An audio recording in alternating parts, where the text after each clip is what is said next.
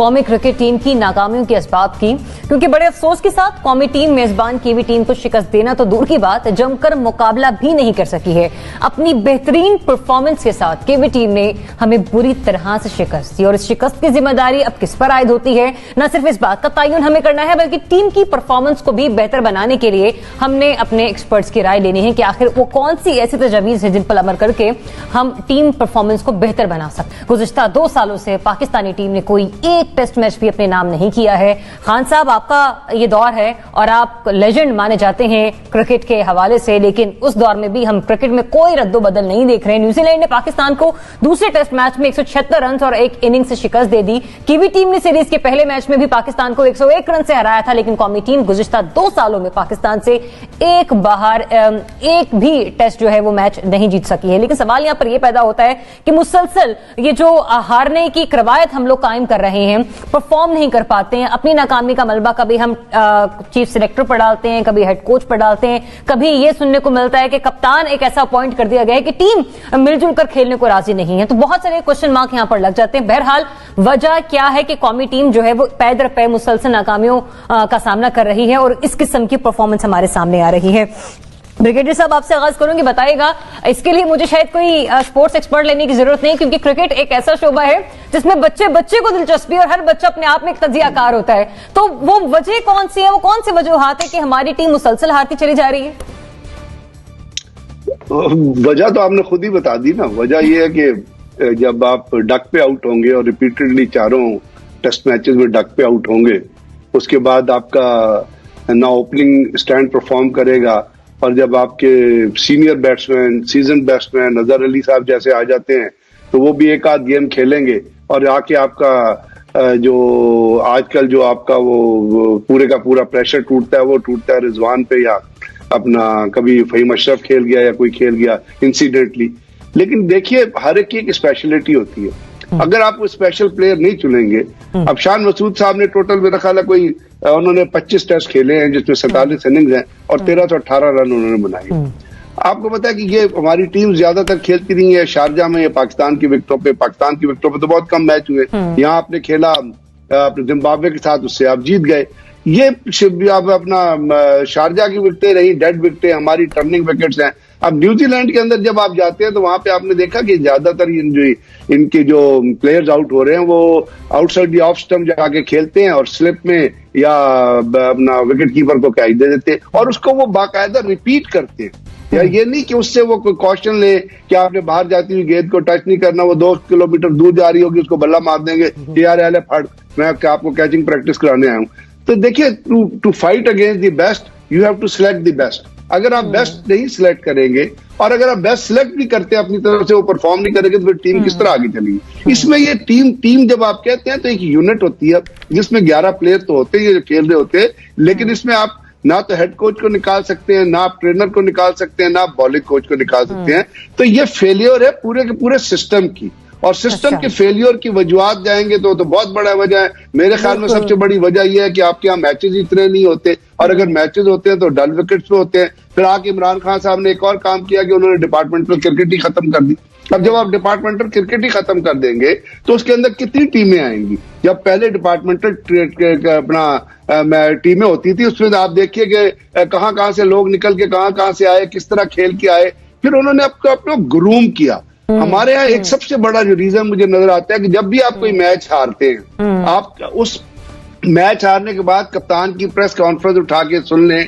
आप सारी press conference, उसमें वो कप्तान का एक फिक्रा होता है कि जी हमने इस टेस्ट मैच से या इस वनडे से बहुत सीखा है और आइंदा हम अपनी गलतियों के ऊपर इम्प्रूव करेंगे। तो गेम है। अब अगली दफा वही गलतियां जब आप करें, इसका मतलब है कि आपका बैकग्राउंड सिस्टम भी, ऑन द फील्ड सिस्टम भी, और जो coach it is going to a failure. और जब ये फेलियर की तरफ जाएगी टीम तो फिर कभी मैच जीत नहीं सकेगी। लेकिन फिर भी ये कहूंगा कि पाकिस्तान टीम का रिकॉर्ड, चले एक दिलचस्प जुमला और एक अहम नुक्ता जो मैंने आपके तबसरे से निकाला वो ये कि हमारे मुल्क में एक तो ये कि क्रिकेट मैचेस बहुत कम होते हैं, और दूसरा ये कि हमने इस मैच से बहुत कुछ सीखा हारने के बाद। मतलब ये कि क्या प्रैक्टिस के लिए उतारे जाते हैं ग्राउंड में? देखिए इसमें तो कोई शक नहीं, उनको मौका नहीं मिलना चाहिए। दूसरी बात यह है कि वजह जो हारने की है, एक चीज हमें माननी पड़ेगी, हम थोड़े से जज्बाती लोग हैं। मसला टैलेंट का है। हम कहते हैं हमारी कौम बड़ी टैलेंटेड है, पर हमारे पास इतना टैलेंट नहीं है। अगर टैलेंट होता तो 20 साल के अंदर हमें नजर आ जाता। तो अब ये हमें मानना पड़ेगा कि हम मीडियोकर हैं, या क्रिकेट में हमारे पास उतना अच्छा टैलेंट नहीं है। इसमें जज्बाती होने की कोई जरूरत नहीं। दूसरी बात यह है कि टीम के साथ इस वक्त जो लोग हैं, आप कोच की बात कर लें, मिसबाह उल हक साहब, कोच की एक ऐसी पर्सनैलिटी होती है, उसने लोगों को मोटिवेट करना होता है। मिसबाह उल हक साहब की पर्सनैलिटी आप देख लें, कभी जब वो बात कर रहे होते हैं, अगर आप किसी दीवार की तरफ मुंह करके बात करें ना, तो वो दीवार आपको ज्यादा एंगेज करेगी मिसबाह उल हक से। इतना उनका स्पार्ट चेहरा, इतनी उनकी पर्सनैलिटी इस किस्म की, वो बंदा किस तरह लोगों को मोटिवेट करेगा। दूसरे इस वक्त आपके जो कैप्टन है वो भी बिल्कुल नया लड़का है। उसके अलावा पहले जो कैप्टन थोड़ा बहुत खेल रहा था उसको आपने निकाल दिया। फिर इसमें सुबाइयत भी होती है, अगर कराची का लड़का है तो उसको गिरा दो। मिसबाह उल हक ने फैसलाबाद से लड़के रखने हैं, ये करने, तो ये बहुत सारी चीजें होती हैं। पर मेन वजह यही है कि टैलेंट की कमी है, हम इतने टैलेंटेड नहीं है। हमें मानना पड़ेगा, इसमें कोई जज्बाती होने की जरूरत नहीं है। हमें टैलेंट उतना नहीं है जिसकी वजह से हम लोग हारते हैं हमेशा। अगर टैलेंट होता तो हम जीत जाते, चले 10 दफा हारते, कम से कम 6 दफा तो जीतते। तो ये मानने पड़ेगा कि हमारी टीम में इस वक्त बिल्कुल टैलेंट नहीं है, और जो लोग परफॉर्म करते हैं वो तुक्के पे कर लेते हैं, और जब वक्त आता है तो फिर उस पर वो आपके सामने ही होती है सूरत हाल। तो यही वजह है हमारे हारने की। तो देखिए साहब, अतर ने फरमाया कि टैलेंट की कमी है हमारी टीम में, लेकिन अगर टीम में कमी है तो पूरे पाकिस्तान में तो कमी नहीं है। हम ये कहें कि उस टैलेंट के पीछे किसी बड़ी शख्सियत की थपकी नहीं है, ये भी एक रीजन है। ज़रियाब, सबसे पहले तो मैं, अतर मेरा बड़ा प्यारा दोस्त है, लंदन में मेरे साथ इसने बड़ा वक्त गुजारा है सहाफ़त में। मैं इसकी बात से इख्तलाफ करूँगा। हमारे मुल्क में बहुत टैलेंट है, ये सारी चीज़ें मिसमैनेजमेंट है। टैलेंट इस तरह है कि वही, अब सबसे पहले तो मुझे अफसोस ये होता है कि जब हमारे प्राइम मिनिस्टर जिन्होंने वर्ल्ड कप जीता था, क्रिकेटर हैं, उनके दौर में क्रिकेट का ये हाल हो रहा है, तो बहुत ही अफसोस होता है। आप देखें कि जब इमरान खान कप्तान थे, इन्होंने इंडिया को इंडिया में हराया, वेस्ट इंडीज़ को वेस्ट इंडीज़ में हराया, मतलब बड़े मैचेस खेले, मियादाद होते थे उस वक्त, बड़े बड़े नाम थे प्लेयर्स के। अभी मुजाहिद बरेलवी साहब बिल्कुल सही कह रहे थे कि किसी ने 12 टेस्ट खेले, 16 टेस्ट, ये सारा जो मलबा जाता है ये पीसीबी के ऊपर जाता है। एक फौज जफर मौज जो है ना, वो इन्होंने अपॉइंट की हुई है।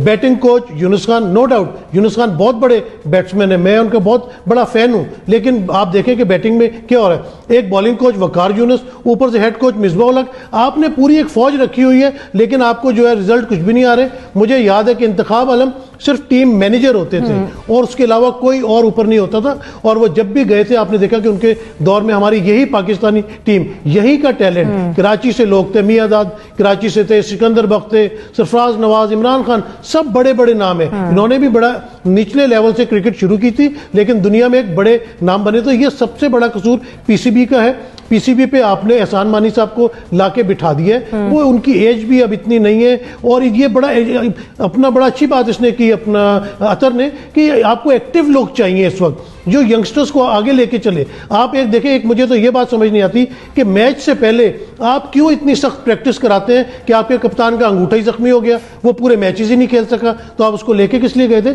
पिछले दौर में मैंने देखा था कि जब जावेद मियादाद होते थे, इमरान खान होते थे, ये ग्राउंड में आके अपनी फिटनेस रखते थे, ये ग्राउंड के चक्कर लगाते थे, ये एक्सरसाइज करते थे। ये मैंने कभी इमरान खान को बॉलिंग करते, प्रैक्टिस करते नहीं देखा। जब इतने बड़ा दुनिया का बाबर आजम क्रिकेटर है, बैट्समैन है, उसे क्या बैटिंग की आपको प्रैक्टिस कराने की जरूरत है कि आपने उसका अंगूठा तोड़ दिया, वो मैचेस में खेल नहीं सका, फिर आपका सारा सेटअप खराब हो जाता है। फिर रिजवान को कैप्टनसी करनी पड़ी, उसके ऊपर प्रेशर आ गया। तो ये सारी नाकामी मैं तो पीसीबी के ऊपर डालूंगा। टैलेंट हमारे पास बहुत है, बहुत अच्छे बैट्समैन है, बहुत अच्छे, एक तो ये फौज जफर मौज है, इसको कम करें, इतने लोगों की जरूरत नहीं, एक कोच होना चाहिए जो ऑलराउंडर हो, और उसके अलावा जो है ना टीम को आप प्रैक्टिस ना कराएं मैचेस से पहले, उनको थोड़ा रेस्ट दिया करें ताकि वो मैच में अच्छा परफॉर्म कर सके। अच्छा डॉक्टर साहब, सिद्दीकी साहब ने कहा कि बाबर आजम चूंकि इंजर्ड हो गए तो फिर उन्हें जाना पड़ा, रिजवान को कैप्टनसी देनी पड़ी, लेकिन यहाँ पे सिर्फ बात रिजवान की नहीं हो रही है, जो बाकी प्लेयर ग्राउंड में उतारे जाते हैं कुछ उनकी भी तो जिम्मेदारी ना, उन्होंने भी तो जिम्मेदारी का बोझ अपने कंधों पर रखना है। बिल्कुल रखना था, नहीं रखा। तो आपके सवाल का जवाब कि जी वजह क्या है, वजह दो वजह हैं, एक नई वजह है, एक पुरानी वजह है। पहले मैं नई वजह पे बात करता हूँ। नई वजह क्या है जो पिछले 2-2.5 साल में हुआ है। देखें, मुसलसल इन्होंने जो है वो गलतियां की हैं। गलतियां क्या की, यानी पहले 2 साल पहले जब हम वर्ल्ड कप हारे वहां से ये खराबी का काम शुरू हुआ था इंज़मामुल हक से। इंज़मामुल हक अपनी उनकी तरजीहात कुछ और थी, उन्होंने टीम को कुछ और कामों में लगा दिया और उससे हम मुसलसल हारते रहे। उसके बाद पिछले से यानी 2019 में ये किया गया कि उनको हटा के मिसबाहुल हक को दोनों यानी हेड कोच भी बना दिया गया और चीफ सिलेक्टर भी बना दिया गया। अब उनमें यह सलाहियत नहीं थी, मिसबाहुल हक बेशक कप्तान रहे होंगे, लेकिन 2 बड़े ओहदे हेड कोच और चीफ सिलेक्टर उन दोनों को 2 ओहदे एक बंदे को देना, यह सबसे बड़ी गलती थी। उसने सबसे ज्यादा खराबा किया। उसके बाद फिर अब यह हुआ कि सरफराज अच्छा खासा चल रहे थे, अच्छे कैप्टन थे, उनको हटाया गया, जिस पे अभी बात हुई। उसके बाद कोई कैप्टन आपका जम नहीं सका। बाबर आजम अच्छे खिलाड़ी होंगे, लेकिन ये कि वो नए हैं।